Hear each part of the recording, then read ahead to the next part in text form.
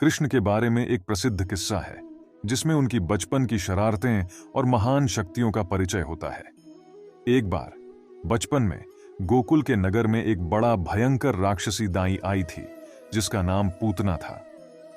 पूतना बच्चों को छल करके खाती थी और उनका इंटेंशन था कि वह कृष्ण को भी मार डाले। एक दिन पूतना ने कृष्ण को अपने गोद में ले लिया, लेकिन उनकी योजना बदल गई। कृष्ण ने अपने चिंगारियों से पूतना की स्तन को दूध पीने के बजाय उसके प्राणों को ही छीन लिया। पूतना की जान चली गई और उसका भयंकर रूप प्रकट हो गया। इस किस्से से हमें यह सीखने को मिलता है कि जब हम ईमानदारी से और ध्यान से किसी कार्य को करते हैं तो हमें सब कुछ मिल सकता है। कृष्ण ने अपने चालाकी और बुद्धिमत्ता का प्रदर्शन करके पूतना जैसे भयानक राक्षसी को भी हरा दिखाया। यह हमें बताता है कि अगर हम अपने लक्ष्य के प्रति पूर्ण समर्पण और निष्ठा रखते हैं तो हम किसी भी परिस्थिति में सफल हो सकते हैं। इस कथा के माध्यम से हमें यह भी सिखाया जाता है कि भले ही दुष्टता हमारे चारों ओर हो, लेकिन यदि हम ईश्वर में विश्वास और उसके ध्यान में रहते हैं तो हमें हमेशा उसका सहारा मिलता है। भगवान कृष्ण का एक प्रसिद्ध प्रेरणादायक कथा है श्रीमद् भागवत पुराण में वर्णित गोपिका वास का अंश। कृष्ण के बचपन के किस्से में गोपिकाएं अपने घरों छोड़कर महान भक्तिभाव से उनके साथ समय बिताने लगी थीं। एक दिन गोपिकाएं मिलकर बोलीं, हे कृष्ण, हम तुम्हारे साथ रहना चाहती हैं, परंतु हमें अपने परिवार का भी ध्यान रखना है। इस पर भगवान कृष्ण ने गोपिकाओं को दिया एक अद्वितीय उपदेश। उन्होंने कहा, तुम मुझसे प्रेम करो और अपने कर्तव्यों का पालन करो। तुम्हें मेरी भक्ति में रहते हुए अपने कार्यों का निर्वाह करना है। तुम्हें चिंता करने की आवश्यकता नहीं है, क्योंकि जब तुम मुझसे प्रेम करती हो तो मैं तुम्हारे सभी चिंताओं को लेकर तुम्हारे साथ हूं।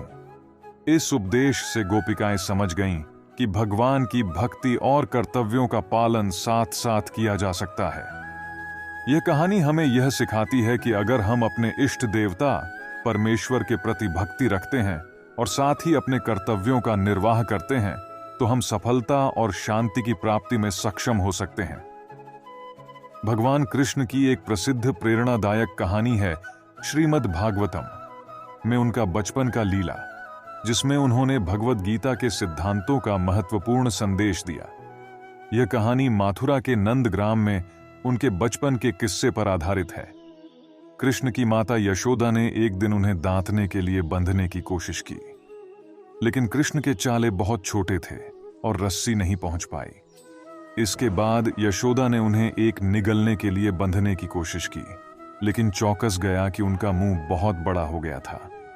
इस पर यशोदा कृष्ण से रोने लगी और कहने लगी, तुम तो बड़े दांती हो गए हो, मैं कैसे तुम्हें दूध पिलाऊंगी।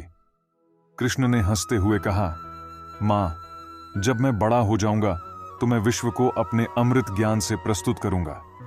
मेरे दांत भले ही बड़े हो गए हों, लेकिन मेरी इस लीला के जरिए मैं हर एक को अपने अमृत ज्ञान से भर दूंगा। यह कहानी हमें यह सिखाती है कि भगवान कृष्ण की लीलाएं हमें जीवन में साहस, धैर्य और आत्मविश्वास के साथ आगे बढ़ने की प्रेरणा प्रदान करती हैं। उनका वचन और उनके साथी कर्म हमें अपने कर्तव्यों का पालन करने के महत्व को समझाते हैं और हमें उत्तेजित करते हैं कि हम सभी कार्यों को समर्पित भाव से करें। सुदामा और कृष्ण की दोस्ती की कहानी। सुदामा एक गरीब ब्राह्मण थे जो अपने गरीबी के बावजूद उनके पुराने दोस्त भगवान कृष्ण के पास गए। वे अपने दोस्त को मिलने के लिए कोई उपहार नहीं ले गए, केवल एक मूर्ख से बना पेड़ का टिंडा ले गए। सुदामा को देखकर कृष्ण ने उनका स्वागत किया और उन्हें बहुत प्यार दिखाया। वे दोस्ती के पुराने दिनों की यादें ताजा किए और एक दूसरे के साथ समय बिताया।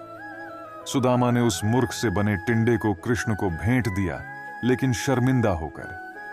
कृष्ण ने उस टिंडे को धन्य मानकर खाया और सुदामा की निर्मलता और प्रेम की महत्ता को समझते हुए उन्हें अमीरता और सफलता के आशीर्वाद दिए। इस कहानी से हमें यह सीखने को मिलता है कि भगवान की भक्ति, निर्मलता और प्रेम की महत्ता होती है। सुदामा की गरीबी के बावजूद उन्होंने अपनी सच्ची दोस्ती और भगवान के प्रति विश्वास से अमीरता की प्राप्ति की। ये कहानी हमें धन, सम्मान और सफलता की चाह छोड़कर निरंतर ईश्वर में श्रद्धा रखने के महत्व को बताती है।